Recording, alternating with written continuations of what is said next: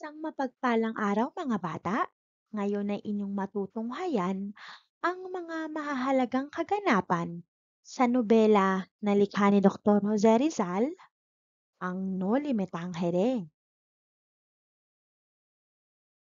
Sa Kabanata 51 na pinamagatang Pagbabago.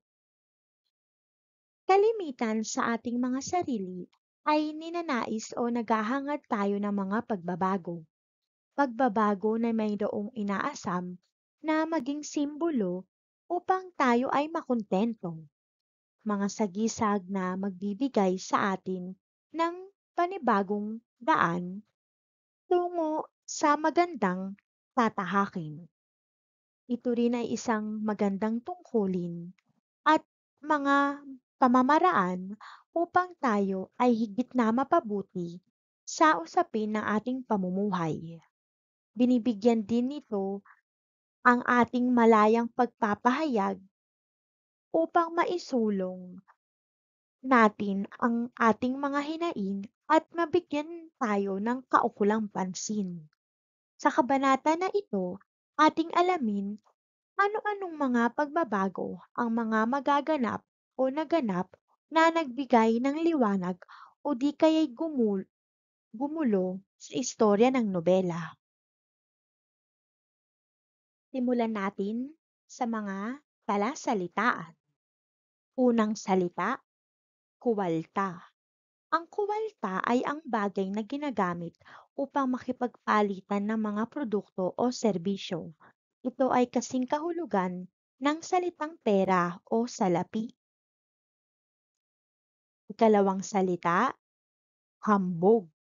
Ang hambog ay ang pagpapakita ng isang kilos o paglalarawan ng isang katangian ng tao na mayroong bilib sa sarili at may mayabang na imahe.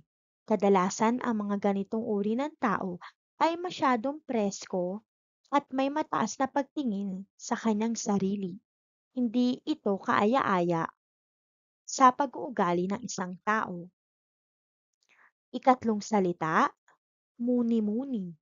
Ang muni-muni ay ang pagpapahiwatig ng isang pag-iisip ng malalim o pag-aalala sa mga nagdaang mga kaganapan sa iyong buhay. Kadalasan, ito ay nangyayari kung ikaw ay napag-iisa. Ikaapat na salita, balisa. Ang balisa ay isang pakiramdam na hindi mapakali sa isang bagay, kaganapan o lugar. Ito ay pagpapahiwatig na ikaw ay nag-aalinlangan at kung anong kinatatakutan o tinatakasan. Ikaw ay hindi mapakali at may gustong gawin na ibang hakbang. Ang mga tauhan, Linares, Padre Salvi, Doña Victorina, Kapitan Tiago, Maria Clara, Crisostomo Ibarra, Tia Isabel, Victoria, Sinang. Para sa tagpuan, ito ay naganap sa bayan ng San Diego, sa tahanan ni Kapitan Tiago. Buod ng kabanata.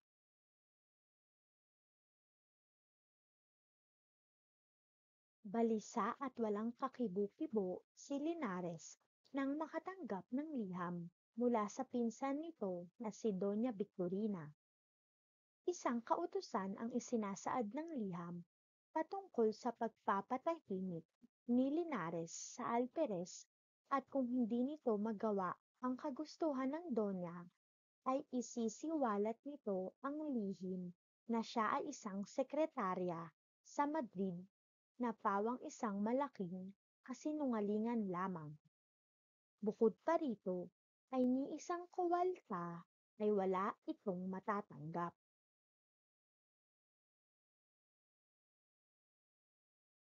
Lubhang mabigat ang bagay na ninanais ng Donna sa binata. Sa simula pa lamang ng pagpapakilala kay Maria Clara, ay pahambog na nitong sinabi ang mga magandang katangian na sadyang gawa-gawa lamang. Maraming bagay ang sumasanggi sa isipan ni Linares na kanyang ginunggunita na sadyang maling-mali ang dulot nito sa sariling pagkatao.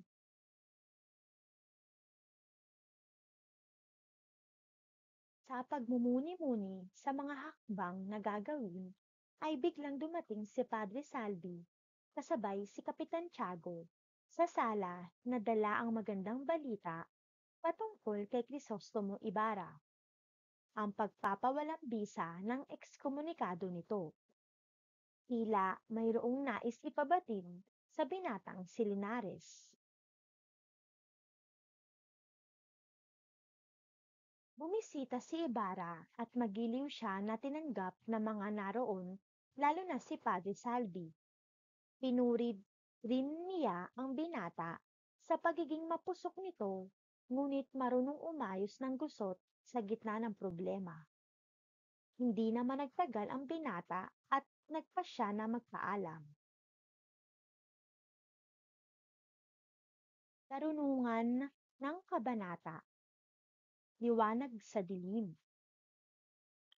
Ang isang nilalang na puno ng mga plano at binabalak upang mapabuti ang isang buhay ay naghahangad ng magandang kinabukasan. Ito ay naglalayo na magkaroon ng isang matibay na pundasyon at matatag na pakikibaka upang magkaroon ng pag-asa na siyang tatamasain sa pagdating ng panahon. May mga ilan sa atin ang nangangailangan ng pagbabago upang sa gayon ay maiba ang kanilang pamumuhay. Sa kabila ng usapang madilim na kahapon, ay mayroong naghihintay na bagong pag-asa at bagong liwanag na magsisilbing daan upang tahakin ang magandang kinabukasan sa likod ng madilim na buhay at naghihintay na sumikat ang bukang liwayway upang magbigay ng kaliwanagan.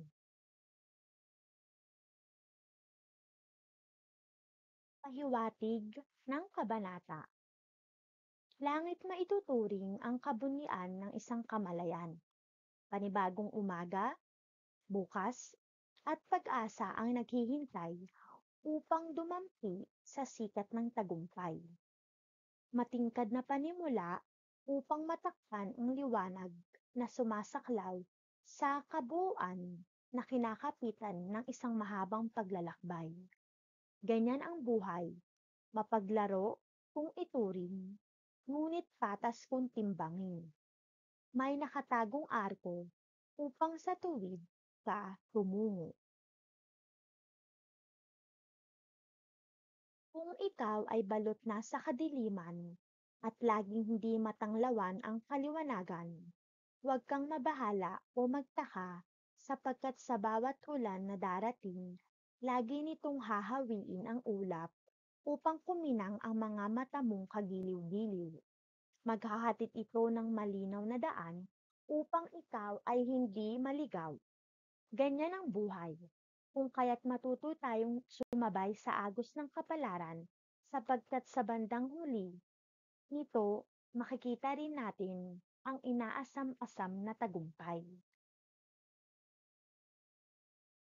O mga bata, ako ay mag-iwan ng isang kataga. Ang karunungan at kaalaman ang siyang huhubog sa sangkatauhan na magsisilbing instrumento sa kasalukuyan mong tagumpay. Imumulat yaring musmos na isipan at huhulmahin ang tagong talentong naghihintay. Sangkap ang mabuting kalooban, may adhikain sa buhay, at may pananalig sa may kapal.